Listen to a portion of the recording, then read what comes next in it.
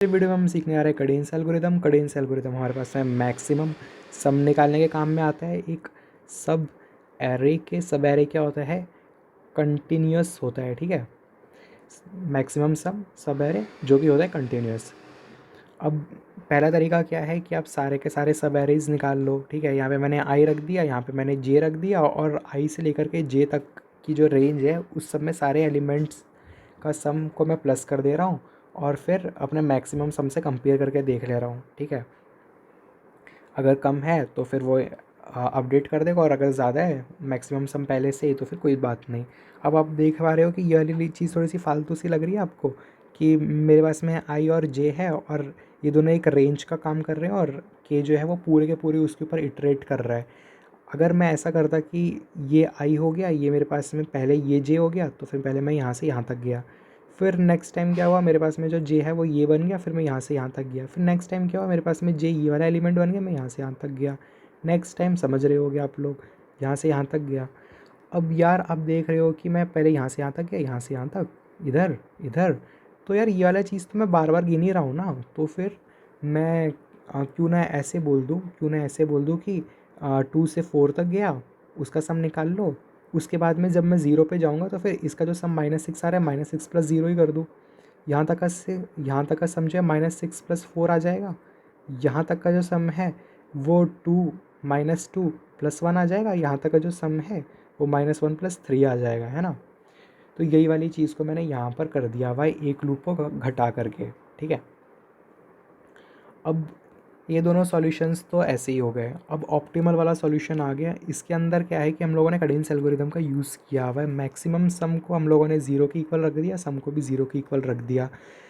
यहाँ पर मैं आपको एक चीज़ बता देना चाहता हूँ, वो बात ये है कि अगर आपके पास में जो सम है, अगर आपके पास में क्वेश्चन में लिखा हुआ है कि यार जो सब एरे है ना, सब एरे वो एम्प्टी भी चलेगा। ठीक है, अगर एम्प्टी भी सब एरे को वो एक्सेप्ट कर रहा है तब आप इसको ज़ीरो के इक्वल रख लो, वरना आप सेफ़र साइड में क्या है कि इसको -इन्फिनिटी के इक्वल रख सकते हो। ठीक है, ऐसा कर सकते हो। तो जैसे कि मैं मतलब मैक्सिमम क्वेश्चंस में तो ये होगा कि आपको लिखा हुआ होगा कि इंक्लूड कर सकते हैं, तो मैंने इसको ज़ीरो के इक्वल रख दिया हुआ है। ठीक है, अब यार मैं इसके दो वेरिएशन बनते हैं। पहला वेरिएशन तो ये है कि आप सिंपली बस रिटर्न कर दो मैक्सिमम सम जितना भी बन रहा है। और दूसरा इसका वेरिएशन एक बनता है कि रेंज आप रिटर्न कर दो कि कितने से कितने तक की रेंज में वो बन रहा है। ठीक है, तो पहला वाला वेरिएशन हम लोग देख लेते हैं। इसके अंदर हम लोग क्या कर रहे हैं कि देखो, अगर मेरे पास में नेगेटिव है कोई सम, जैसे कि नेगेटिव है मेरे पास में, तो नेगेटिव में अगर मैं किसी भी नंबर को ऐड करूँगा तो फिर वो तो नंबर कम ही होगा ना उसकी वैल्यू। तो फिर आपको लगता है मेरे को नेगेटिव को कैरी करने की ज़रूरत है? मुझे तो नहीं लगता नेगेटिव को कैरी करने की ज़रूरत है, क्योंकि जैसे अगर 2 है तो यहाँ तक का सम जो है मेरे पास में 1 बन रहा है और ये अकेले अकेले का 2 बन रहा है, तो -1 को मुझे रखना चाहिए क्या? नहीं रखना चाहिए, राइट। तो इसलिए मैं बोल रहा हूँ कि यार जैसे ही मेरे पास में सम नेगेटिव बन जाएगा ना, नेगेटिव बनते ही यार आप उस वाले सम को ज़ीरो की इक्वल कर दो। अदरवाइज़ अगर आपके पास में सम जो है वो पॉजिटिव बन रहा है तो आप क्या करो, मैक्सिमम सम को अपडेट कर दो। ठीक है, और लास्ट में आपको बताइए रिटर्न करना होगा मैक्सिमम सम। अब सेकंड वेरिएशन भी हम लोग देख लेते हैं यार। सेकंड वेरिएशन के अंदर क्या है कि मैंने यहाँ पे स्टार्ट और एंड वेरिएबल्स का यूज़ किया हुआ है और इनको -1 की इक्वल रख दिया हुआ है कि भाई मेरे पास में -1 तो कोई वैलिड इंडेक्स होता नहीं है, इसलिए। अब जब मेरे पास में सम ज़ीरो हो जाएगा, इसका मतलब मैं न्यू किसी न्यू सब सीक्वेंस का स्टार्ट कर रहा हूँ। न्यू कैसे कर रहा हूँ, क्योंकि भाई आपको पता होगा कि जैसे ही नेगेटिव बन रहा था तो ये ज़ीरो कर ही दे रहा था ना। मैं आपको बताता हूँ, ये मेरे पास में एक सब सीक्वेंस था, जैसे कि मान लो इस पूरे का सब मिला करके 8 आ रहा था। फिर भाई यहाँ पे जैसे कि मान लो कोई -10 एलिमेंट आ गया, तो फिर मैं बोल दूंगा ना यहाँ पे कि भाई 8 -10 जो है वो तो -2 बन रहा है, पर -2 को मैं आगे वाला पार्ट में क्यों कैरी करूँगा? तो फिर मैं बेटर ये होगा कि सम को यहाँ पे ज़ीरो कर दूँ, यहाँ पे मैं सम को ज़ीरो कर दूँ, राइट। तो फिर मैं बोल सकता हूँ कि ये एक सब एरे हो गया, ये एक सब एरे हो गया।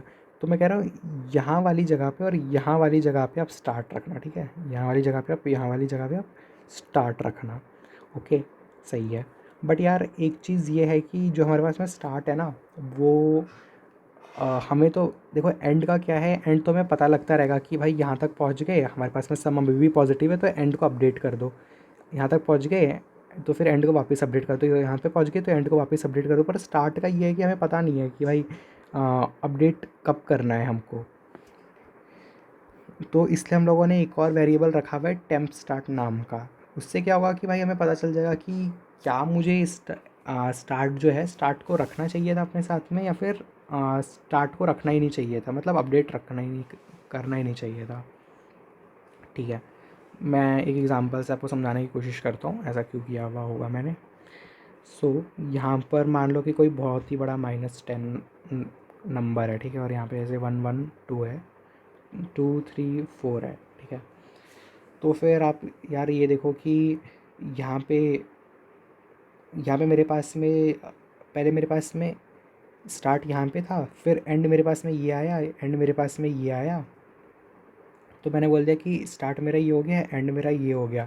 अब क्या होगा कि जब मैं यहाँ पर आऊँगा ना, ठीक है, तो फिर मैं बोलूँगा कि यार क्या मैं इसको स्टार्ट की इक्वल रख दूँ, क्या मैं इसको स्टार्ट की इक्वल कर दूँ, क्योंकि यहाँ का तो सब मेरे पास में कितना बनता है 4, और ये 2 अकेला कितना बना रहा है, ये 2 अकेले मेरे पास में बना पा रहा है बेचारा, सिर्फ 2 ही बना रहा है, राइट। तो फिर अगर मैं इसको स्टार्ट की इक्वल कर दूंगा तो स्टार्ट मेरा बाद में हो जाएगा, एंड मेरा पहले आ जाएगा, तो ये कुछ गड़बड़ हो जाएगी। तो मैं क्या चाहता हूँ कि जब मैं स्टार्ट को अपडेट करूँ तो मैं मेक श्योर पहले से ये कर लूँ कि जो मेरा करंट सम है ना, करंट सम मेरा जो मेरे पास में मैक्स सम है वो मेरे पास में बड़ा हो जाए, मेरा जितना भी करंट सम चल रहा है उससे मैं उसी वाले केस में स्टार्ट को अपडेट करूँ, ठीक है। क्योंकि मैं चाहता हूँ कि मेरे को ये वाला स्टार्ट एंड मिले, ये वाला स्टार्ट एंड, मैं नहीं चाहता मुझे ये वाला स्टार्ट एंड मिले, मैं चाहता हूँ मुझे ये वाला स्टार्ट एंड मिले, समझे।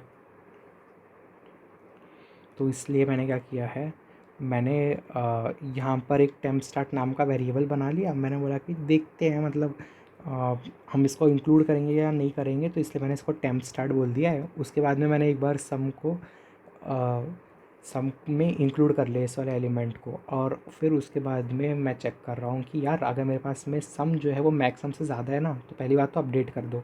और इस वाली बात से मुझे ये पता चलता है कि मेरे पास में जो मैं सब एरे जहाँ जहाँ पर हूँ ना, ये काफ़ी बड़ा वाला है, तो स्टार्ट ये रखो और एंड को भी अपडेट कर दो, ठीक है, एंड को भी अपडेट कर दो। स्टार्ट को क्या रखोगे आप, टेम्प वाले की इक्वल, और एंड को क्या रखोगे आप, आई, क्योंकि ये तो आई तो बढ़ता ही जा रहा है, और टेम्प मतलब ये कि कब स्टार्ट हुआ था, ये बता रहा है कि कब स्टार्ट हुआ था, और ये वाला आई बता रहा है कि अभी तक मैं कहाँ तक पहुँच चुका हूँ, जो मेरा समझे वो बढ़ता ही जा रहा है, समझे। और ये वाली लाइन तो आपको पता ही है, ठीक है। सो आई होप आप लोगों को इस वाली वीडियो में भी मज़ा आया होगा। अगर आपको वीडियो पसंद आती है तो आप लाइक कर सकते हो और चैनल को भी सब्सक्राइब कर सकते हो। Thank you so much for watching and I will see you next time.